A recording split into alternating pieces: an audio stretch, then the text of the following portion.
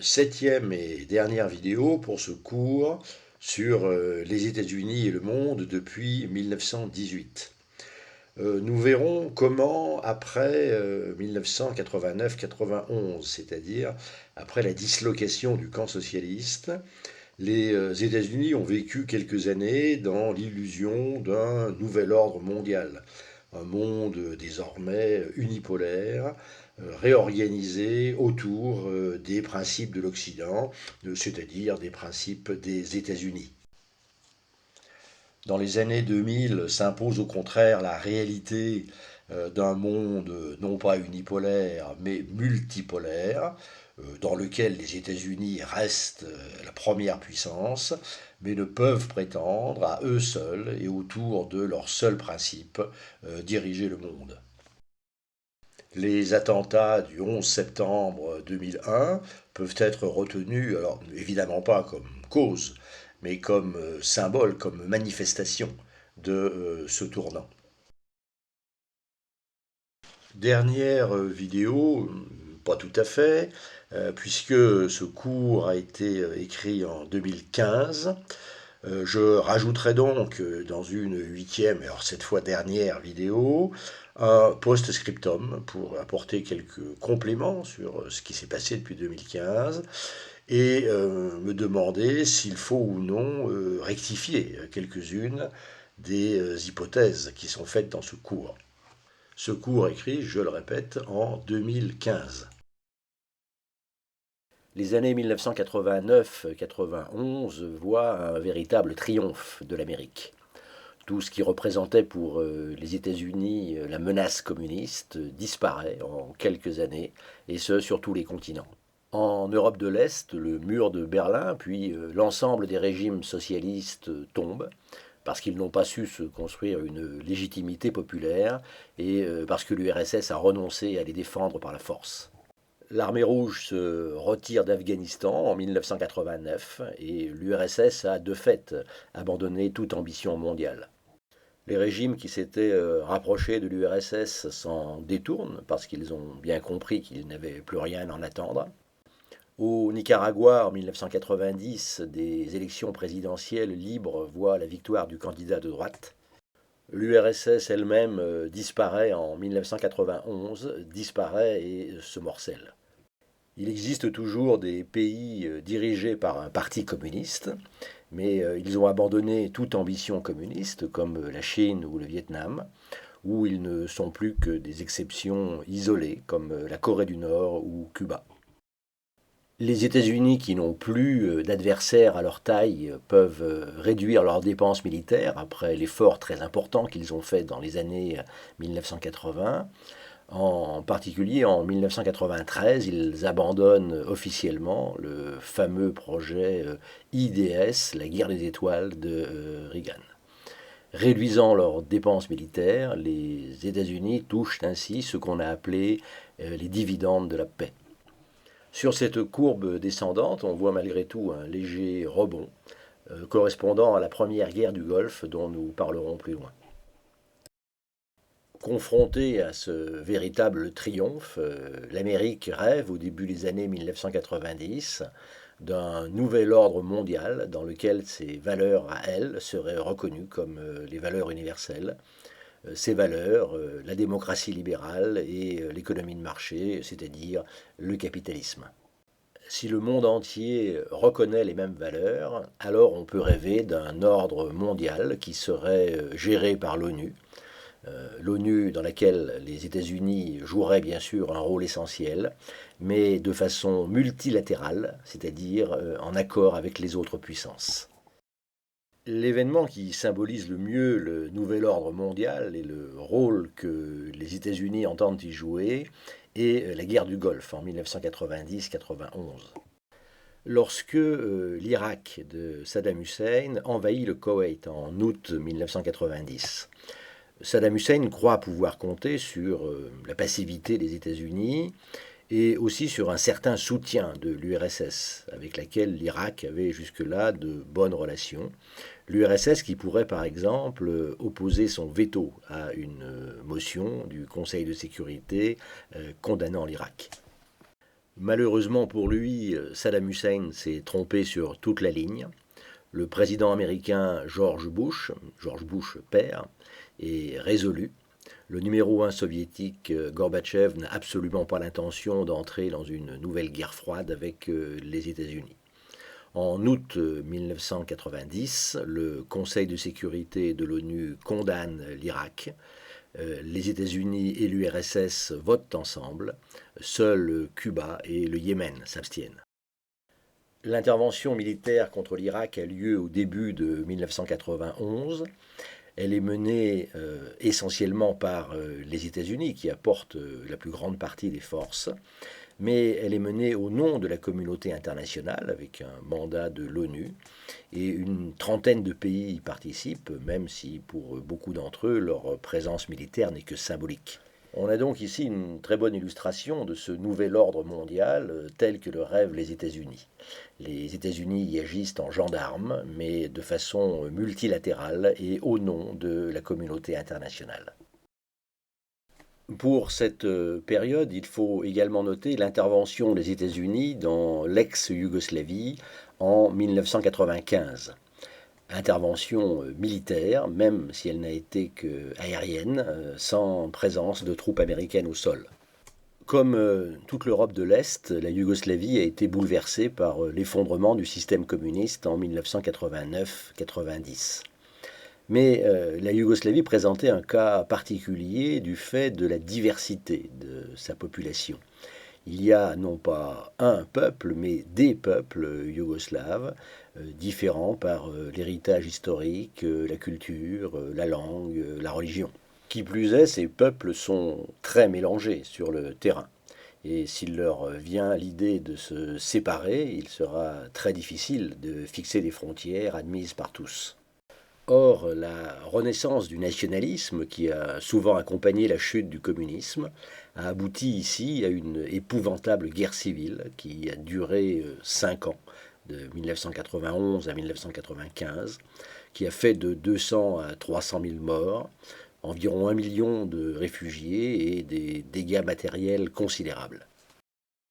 C'était évidemment très grave pour l'Europe parce que pour la première fois depuis 1945, l'Europe connaissait de nouveau la guerre et aussi le crime contre l'humanité.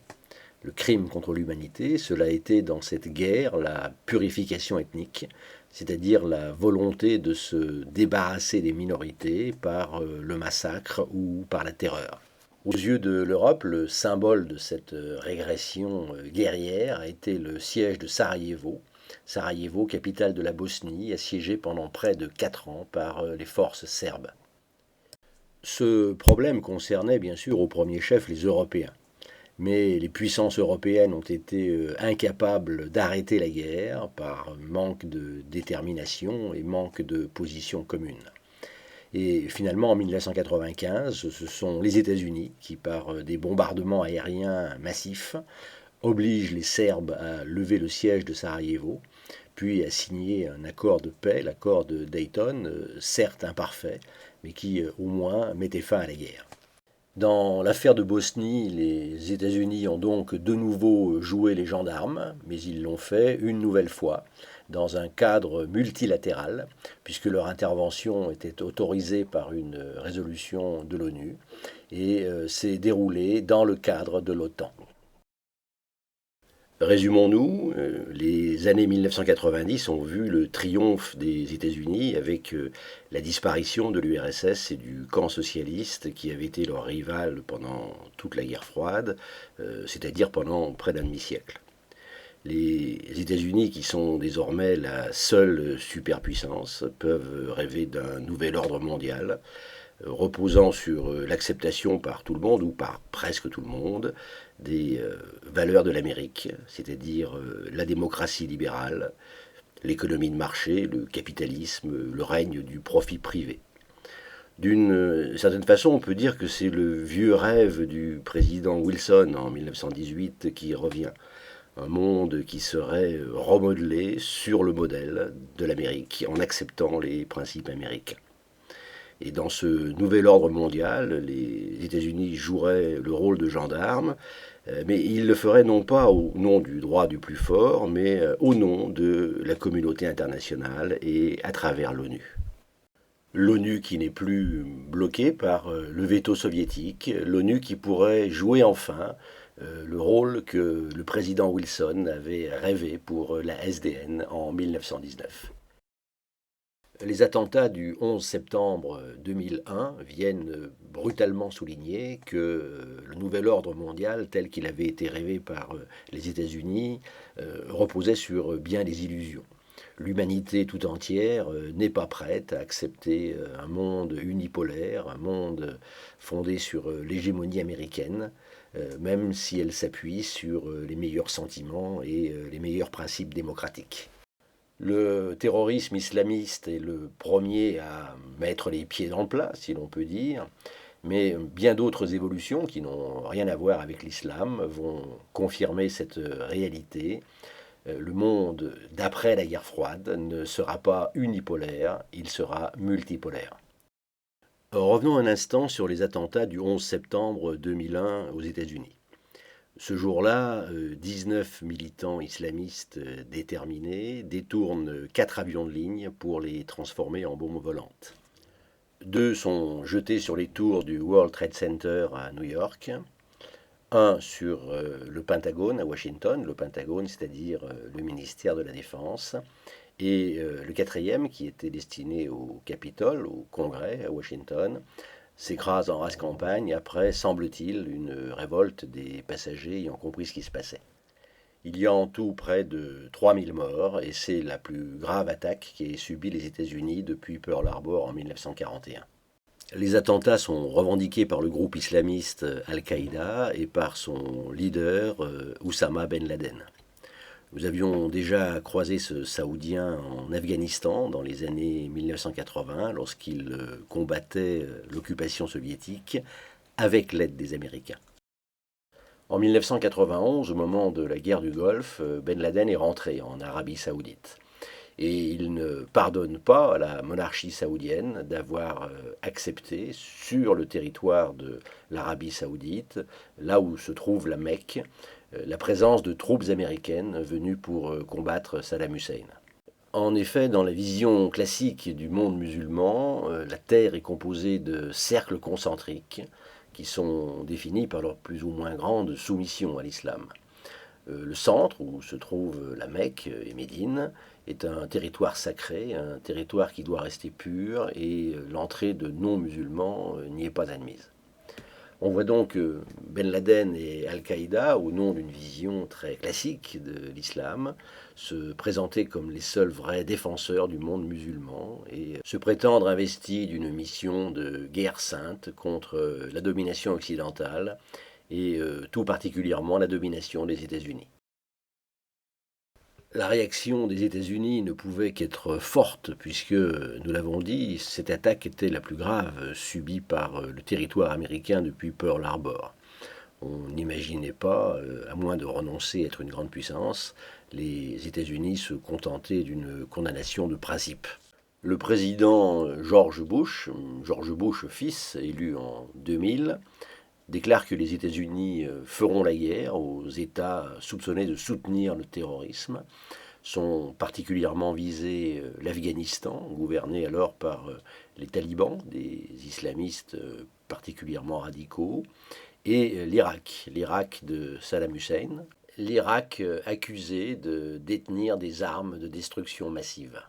Cette politique a bien sûr un coût. Le budget militaire des États-Unis repart à la hausse dès 2001 et il atteint, après quelques années, en dollars constants, des niveaux inégalés depuis la Seconde Guerre mondiale.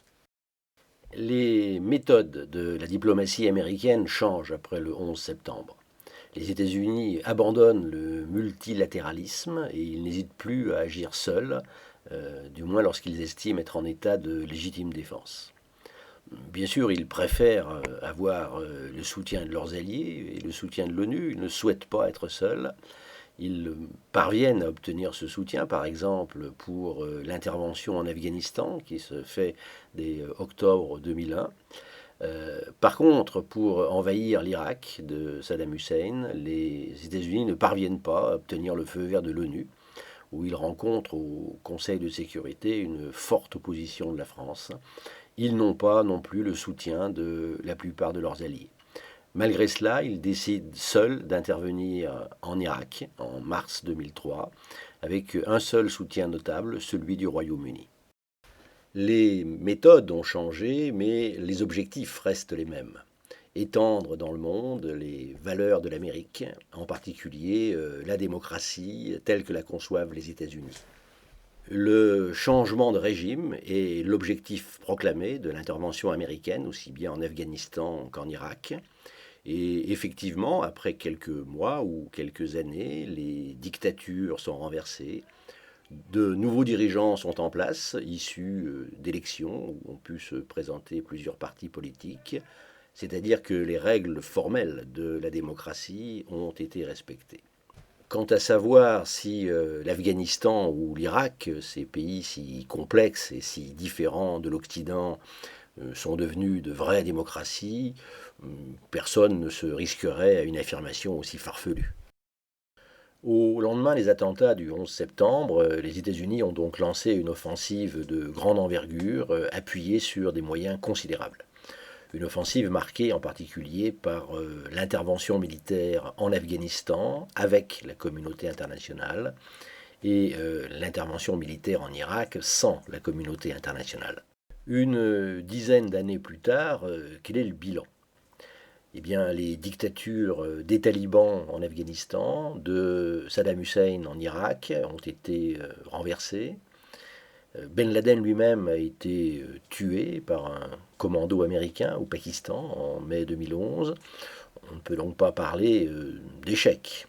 Mais le rêve de 1989-90, le rêve après la chute du communisme, d'un monde réorganisé par les États-Unis et autour des principes des États-Unis, ce rêve qui avait été théorisé par l'universitaire américain Fukuyama dans son livre La fin de l'histoire, ce rêve s'est évanoui.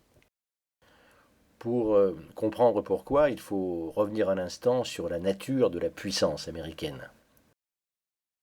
Nous avions déjà souligné, en parlant de la puissance américaine après 1945, que cette puissance était multiforme. Elle est bien sûr économique et militaire, mais elle est également faite d'influence, de prestige politique et culturel. Et c'est le caractère multiforme de cette puissance, cette capacité à séduire aussi bien qu'à dominer, qui fait la force des États-Unis. Dans les années 1990, l'universitaire et homme politique américain Joseph Nye a théorisé cela en distinguant le soft power du hard power. Le hard power, c'est tout ce qui relève du pouvoir de contraindre. La force militaire, bien sûr, mais aussi la domination économique. Le soft power, au contraire, c'est le pouvoir de persuasion et on pourrait presque dire de séduction. C'est le prestige politique et culturel, c'est la capacité à être pris comme modèle par d'autres pays. Le problème pour les Américains est que dans les années 2000-2010, leur hard power et leur soft power rencontrent bien les difficultés. Le hard power américain, en particulier la puissance militaire, rencontre des limites évidentes dans les années 2000-2010 et paradoxalement, c'est au moment où jamais la puissance militaire américaine n'a été aussi forte. Après l'effort militaire très important qui a été fait sous Reagan dans les années 80, puis sous George Bush Jr. dans les années 2000, après également l'effondrement de l'Union soviétique, on n'avait jamais vu une puissance militaire avoir une telle avance sur ses concurrents. Vers 2010, le budget militaire américain représente environ 40% du budget militaire mondial. Si l'on ajoute les dépenses militaires de la Chine, de la France, de l'Angleterre, de la Russie, du Japon et de l'Allemagne, on arrive à un peu plus de la moitié du budget militaire américain. Répétons-le, jamais dans l'histoire on n'avait vu une telle suprématie militaire d'une grande puissance. Pourtant, cette formidable puissance militaire se trouve impuissante à atteindre les objectifs qui lui ont été fixés par la diplomatie américaine. En Irak ou en Afghanistan, elle est plongée dans des guerres qu'on appelle asymétriques, c'est-à-dire que l'armée américaine a en face d'elle non pas une armée de même nature, mais des adversaires insaisissables, noyés dans la population, et qui peuvent prolonger indéfiniment le conflit par la guérilla ou par le terrorisme. Au-delà de l'aspect purement militaire, ces interventions se montrent incapables d'installer des régimes démocratiques, ce qui était le but proclamé de l'intervention. Dans ces sociétés très complexes, fragiles, déstabilisées par la guerre, le principal résultat de l'intervention américaine, c'est le chaos. Et c'est bien le chaos que l'armée américaine laisse derrière elle lorsqu'elle se retire d'Irak en 2011 ou d'Afghanistan, où le retrait total prévu pour la fin 2014 a été repoussé en 2016 en raison de l'instabilité de la situation.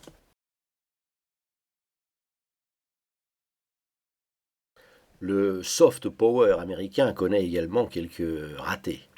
Les États-Unis voudraient être un modèle politique, mais nous avons déjà vu que leurs interventions militaires à l'étranger débouchent non pas sur la démocratie, mais sur le chaos. Et il n'y a pas que cela. Les États-Unis refusent de ratifier le protocole de Kyoto sur la protection de l'environnement. Ils refusent de reconnaître la Cour pénale internationale qui juge les crimes contre l'humanité, parce qu'ils n'acceptent pas que leurs citoyens puissent être traduits devant une juridiction internationale. Ils maintiennent, malgré les déclarations d'Obama, ils maintiennent le camp de détention de Guantanamo où des prisonniers sont détenus en violation du droit international, puisqu'ils ne sont ni prisonniers de guerre, ni prisonniers de droit commun. Il y a eu les révélations sur l'usage de la torture par les services secrets américains. Il y a eu les dérives du système financier américain qui ont entraîné la crise mondiale de 2008. On pourrait citer aussi l'aggravation des tensions raciales aux États-Unis, malgré l'élection d'Obama en 2008. Bref, l'Amérique est loin d'être exemplaire. Enfin, le monde devient de plus en plus clairement multipolaire.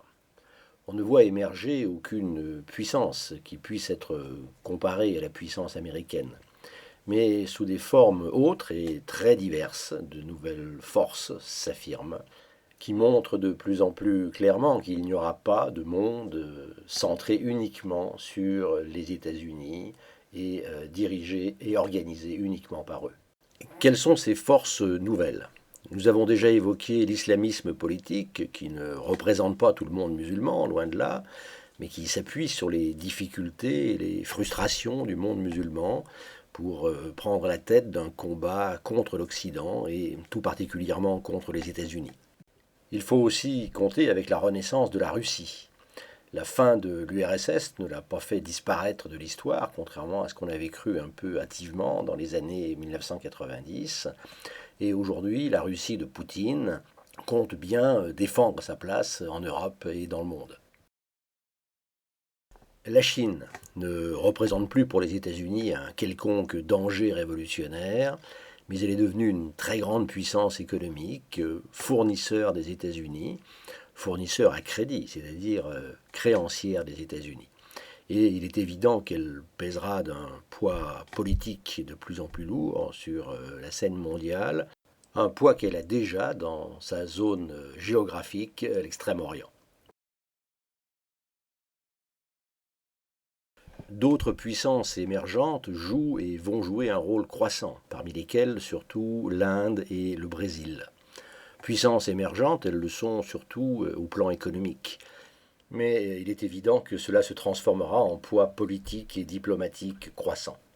Ces pays qui ont en commun de réclamer leur place sur la scène mondiale ont commencé à se réunir plus ou moins régulièrement et la presse a donné à ce groupe le nom de BRIC, Brésil, Russie, Inde, Chine.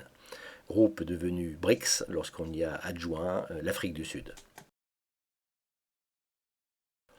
D'autres puissances sont encore de peu de poids sur la scène mondiale, mais on s'aperçoit qu'elles sont déjà incontournables sur leur scène régionale. C'est le cas en particulier pour l'Iran, pour tout ce qui concerne le Moyen-Orient. Et que cela plaise ou non aux États-Unis, il faudra bien un jour traiter avec l'Iran. Si l'on compare le monde tel que l'ont rêvé les dirigeants américains au moment de la chute du communisme, et tel qu'il est réellement, 25 ans plus tard, on voit qu'il y a loin du rêve à la réalité. Le monde ne sera pas unipolaire, organisé autour des seuls principes des États-Unis et surveillé par l'ONU et par les États-Unis. Le monde est en réalité multipolaire, divers, impossible à organiser autour des principes et des intérêts d'une seule puissance. Le monde est multipolaire, mais bien entendu, les États-Unis continuent d'y occuper une place prépondérante.